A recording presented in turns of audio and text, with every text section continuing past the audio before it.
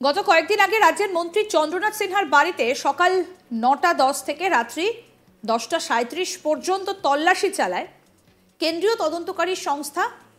তার পাশাপাশি রাজ্যের মন্ত্রী চন্দ্রনাথ সিনহা এবং তার পরিবারের সদস্যদের জেরাও করেছে কেন্দ্রীয় তদন্তকারী সংস্থার আধিকারিকরা। মন্ত্রী চন্দ্রনাথ সিনহার বাড়ি থেকে ইডি উদ্ধার করে লক্ষ লক্ষ টাকা। এবার সেই প্রসঙ্গে তৃণমূল নেত্রী শতাব্দী রায় বললেন, ইডি সিবিআই চলবে, ভোট অবধি চালানো হবে।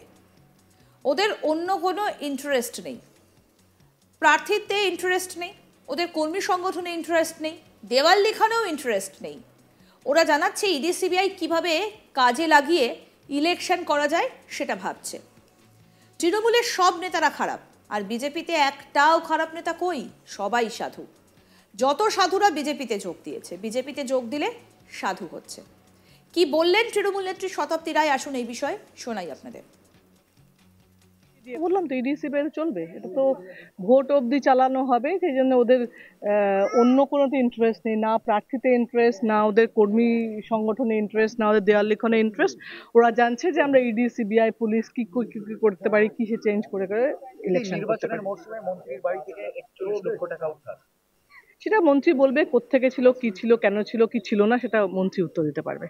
বিজেপি অভিযোগ করছে যে শুধু একজন তৃণমূল নেতা না, একাধিক তৃণমূল নেতার মধ্যে জড়িয়ে আছে, এমনকি প্রাইমারি স্কুল। আচ্ছা, আমাকে একটা খালি উত্তর দাও তো, এমনি নিউট্রাল, কোনো সাংবাদিক নয়, কোনো সাংসদ নয়।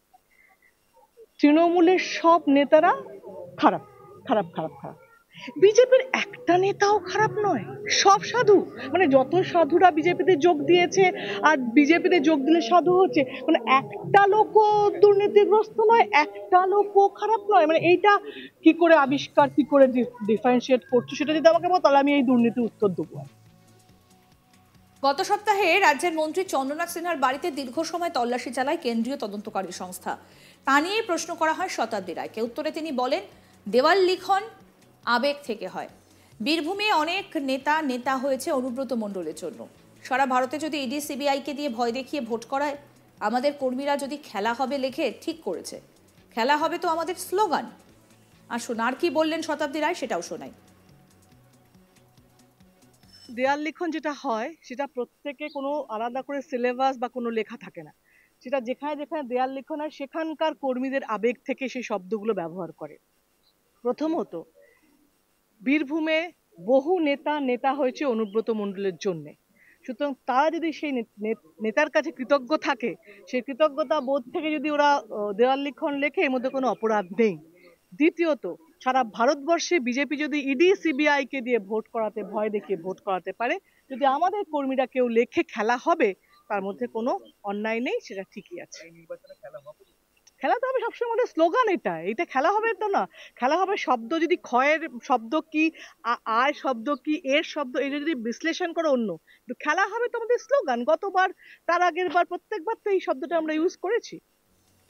আমাদের প্রতিনিধি শান্তনু হাজরা কি প্রতিবেদন তুলে ধরলেন, আসুন শোনাই। নির্বাচনী দোরগোড়ায় রাজ্যের এমএসএমই দপ্তরের মন্ত্রীর বাড়িতে ইডির হানা, আর হানায় বেরিয়ে আসে 41 লক্ষ টাকা, একটি মোবাইল ফোনও বাজেয়াপ্ত করে ইডির অফিসারেরা।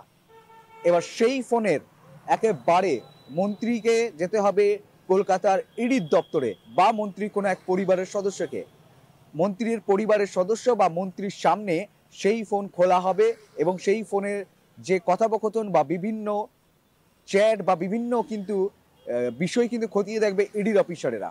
তদন্তের স্বার্থে এমনটাই কিন্তু করবে ইডির অফিসারেরা।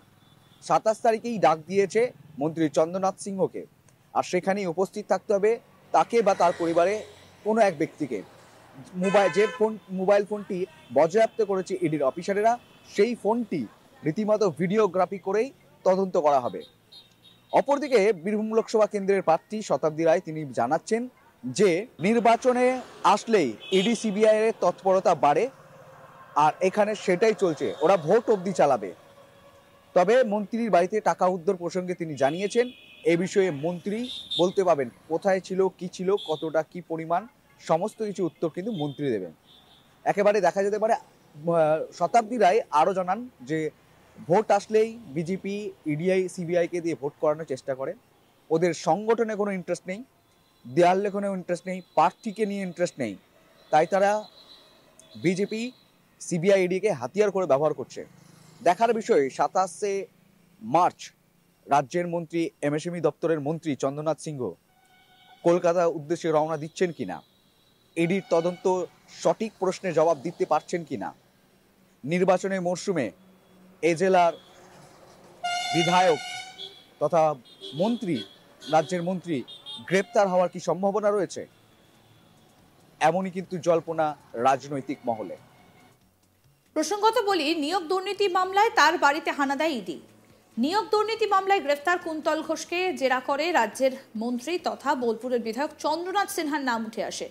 তারই তদন্তে বীরভূমের বোলপুরের নিচপট্টির বাড়িতে তল্লাশি চালায় ইডি এবং দীর্ঘক্ষণ তল্লাশি চালিয়ে জেরা করে মন্ত্রীর বাড়ি থেকে 41 লক্ষ টাকা বাজেয়াপ্ত করে কেন্দ্রীয় তদন্তকারী সংস্থা এবং মন্ত্রীর একটি ফোনও বাজেয়াপ্ত করে তার পাশাপাশি বেশ কিছু গুরুত্বপূর্ণ নথি উদ্ধার হয়েছে। তবে লোকসভা নির্বাচনের আগে রাজ্যের মন্ত্রীর বাড়ি থেকে 41 লক্ষ টাকা উদ্ধার কী কারণে এবং কী কারণেই বা সে টাকা রাখা ছিল, মন্ত্রীকে জানতে চাইলে তার কোনো সদুত্তর দিতে পারেননি চন্দ্রনাথ সিনহা। তারপরেই সেই টাকা বাজেয়াপ্ত করে কেন্দ্রীয় তদন্তকারী সংস্থা এবং তারপরেই আগামীকাল অর্থাৎ বুধবার তাকে সিজিও কমপ্লেক্সে তলব করে কেন্দ্রীয় তদন্তকারী সংস্থা। অর্থাৎ চন্দ্রনাথ সিনহার বাড়ি থেকে যে ফোনটা বাজেয়াপ্ত করা হয়েছিল কেন্দ্রীয় তদন্তকারী সংস্থা, সেই ফোনটি চন্দ্রনাথ সিনহার সামনেই বা তার পরিবারের কোনো সদস্যকে সামনে রেখে তদন্ত করতে পারে বলেই ইডি সূত্রে খবর।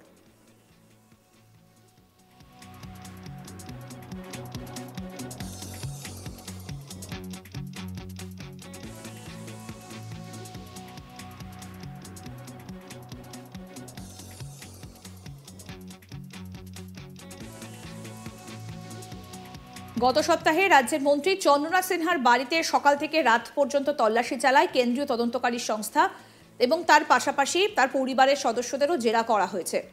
মন্ত্রী চন্দ্রনাথ সিনহার বাড়ি থেকে ইডি উদ্ধার করেছে লক্ষ লক্ষ টাকা। সেই প্রসঙ্গে তৃণমূল নেত্রী শতাব্দী রায় কি বলছেন, আসুন শোনাই। বললাম তো ইডি সিবিআই চলবে, এটা তো ভোট অবধি চালানো হবে, সেই জন্য ওদের অন্য কোনোতে ইন্টারেস্ট নেই, না প্রার্থীতে ইন্টারেস্ট, না ওদের কর্মী সংগঠনে ইন্টারেস্ট, না ওদের দেওয়াল লিখনে ইন্টারেস্ট। ওরা জানছে যে আমরা ইডি সিবিআই পুলিশ কি করতে পারি, কি সে চেঞ্জ করে করে ইলেকশন করতে পারি। মরশুমে মন্ত্রীর বাড়ি থেকে 41 লক্ষ টাকা উদ্ধার, সেটা মন্ত্রী বলবে কোত্থেকে ছিল, কি ছিল, কেন ছিল, কি ছিল না, সেটা মন্ত্রী উত্তর দিতে পারবে। বিজেপি অভিযোগ করছে যে শুধু একজন তৃণমূল নেতা না, একাধিক তৃণমূল নেতার মধ্যে জড়িয়ে আছে। এমনকি প্রাইমারি স্কুল আচ্ছা, আমাকে একটা খালি উত্তর দাও তো, এমনি নিউট্রাল, কোনো সাংবাদিক নয়, কোনো সাংসদ নয়, তৃণমূলের সব নেতা। আরও আপডেট পেতে দেখতে থাকুন আজ তাক বাংলার ইউটিউব চ্যানেল, সাবস্ক্রাইব করুন।